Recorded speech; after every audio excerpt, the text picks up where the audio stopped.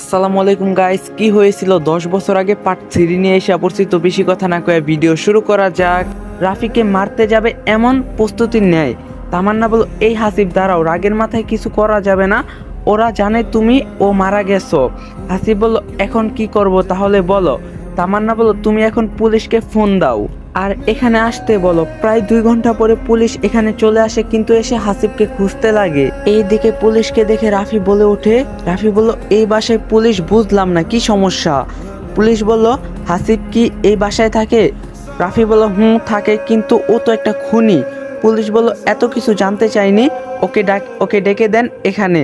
তখন রাফি মনে মনে ভাবতে থাকে, হাসিবকে তো রাতে ছুরি দিয়ে কত আঘাত করছি, ও মরে গিয়েছে মনে হয়, কিন্তু ফোনটা আবার কে করলো পুলিশকে? তখন পুলিশ বলল, এই বেটা রিয়েল ফাকার, আমায় কি বলতাছি শুনতে পাস না? রাফি বলল, স্যার ডাকতাছি। এটা বলে যখনই হাসিব বলে ডাকতে যাবে, ঠিক সেই সময় তামান্না আর হাসিব বেরিয়ে আসে, সাথে ওর মাও। হাসিবকে দেখে রাফি আকাশ থেকে পড়ার মতো অবস্থা। পুলিশ বলল, হাসিব কেমন আছো? হাসিব বলল, আলহামদুলিল্লাহ স্যার, ভালো আছি, আপনি কেমন আছেন? পুলিশ বলল, ভালো আছি। এখন বলো, কেন ডাকলে হঠাৎ করে? তখন হাসিব বলল, স্যার আপনি তো জানেন আমি কেমনে 10 বছর জেল খেটেছি, কখনো কোনো রিপোর্ট আসে নাই আমার নামে। পুলিশ বলল, জানি।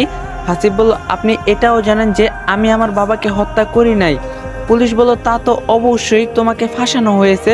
হাসিব বলল, স্যার এখন আসল খুনি শাস্তি পাওয়ার ভীষণ দরকার। পুলিশ বলল, হাসিব বলল, স্যার আমার বাবার হত্যাকারী হলো আমার বড় ভাই রাফি।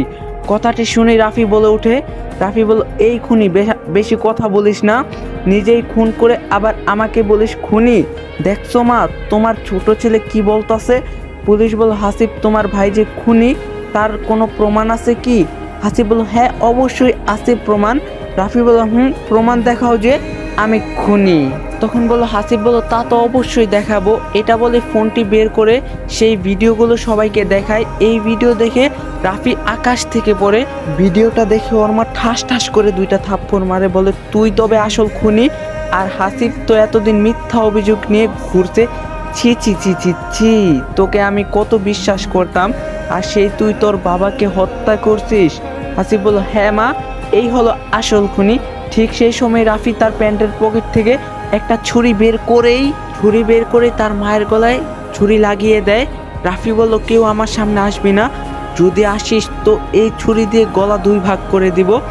তখন হাসিবের মা বলল, রাফি আমি তোর মা হই, তুই আমার গলায় ছুরি ধরছিস? রাফি বলল, ধরছি তো, কি হয়েছে? হ্যাঁ। হাসিবের মা বলল, ছি ছি ছি ছি রাফি, তুই আমার সন্তান, এটা ভেবে আমি লজ্জিত। এই কথা বলার সময় পুলিশ হঠাৎ করে রাফির পায়ে ফায়ার করে, আর সাথে সাথে রাফি মাটিতে গড়াগড়ি খায়। তখন পুলিশ বলল, এখন কি করবি বল, সত্যিটা এখন সবার সামনে বল। রাফি বলল, বলতাছি, তবু আর গুলি করিয়েন না প্লিজ। পুলিশ বলল, করবো না, এখন বল তোর বাবাকে কেন হত্যা করছিস? রাফি বলল, আসলে হয়েছে কি, আমি বিদেশ যাব, এই জন্য বাবার সাথে কথা বলছি, কিন্তু বাবা টাকা দিতে রাজি হচ্ছিল না। আমি অনেক বুঝাইছি, কিন্তু বাবা বুঝেনি। তাই এক সময় সিদ্ধান্ত নিলাম যে বাবাকে হত্যা করব, হত্যা করলে আমার ভাগটা আমি পেয়ে যাব। তো যে ভাবা সেই কাজ, সব প্ল্যান করলাম বাবাকে হত্যা করার জন্য। আমি জানতাম বাবা সকালবেলায় বাসায় থাকে, এই টাইমে কেউ বাসায় থাকে না, হাসিব যায় প্রাইভেটে আর মা যায় একটু বাহিরে। তো পরের দিন বাবাকে বুদ্ধি করে তার রুমে নিয়ে আসি আমি। এসেই দরজা লাগিয়ে দেই, একটা ছুরি পেটের ভিতর ঢুকিয়ে দেই, তবুও মারা যায় না। এরপরে বেশ কয়েকটি বার ঢুকানোর পরেই ওখানে বাবা মারা যায়, আর আমি বাহিরে চলে আসি, ভাবতাছি এখন কি করব না করব। ঠিক 1 ঘন্টা পর হাসিব বাসায় চলে আসে, এসেই দেখে যে মা নেই, তাই বাবার রুমের দিকে যায়। রুমে ঢুকেই দেখে যে বাবার পেটে ছুরি ঢুকিয়ে দেওয়া। তখন হাসিব বোকার মতো হাত দিয়ে ছুরিটা বের করে, আর আমি ওই টাইমে ওখানে যাই আর চিৎকার করে বলতে থাকি, হাসিব বাবাকে হত্যা করছে। এই চিৎকারের আওয়াজ শুনে সবাই চলে আসে আর হাসিবকে বেঁধে রাখে। এরপরে পুলিশ এসে তো হাসিবকে ধরে নিয়ে যায়। পরবর্তীতে ওর 10 বছরের জেল হয়। তখন আমি আবার ভাবলাম, না আর বিদেশ যাব না, এখন সব সম্পত্তি তো আমার নিজের, কারণ হাসিব জেলে আর বাবা তো মারাই গেল। রাফির মুখে এই কথাটি শুনেই সেখানে থাকা সবার চোখে পানি চলে আসে আর বলতে থাকে, সি সি সি রাফি, তোকে আমি কত বিশ্বাস করতাম, আর তুই সেই কিনা টাকার জন্য নিজের বাবাকে হত্যা করলি, একবারও তোর হাত কাঁপলো না? আমার ভাবতেই ঘৃণা করতেছে যে তুই আমার সন্তান। রাফি বলল, মা আমাকে মাফ করে দিও।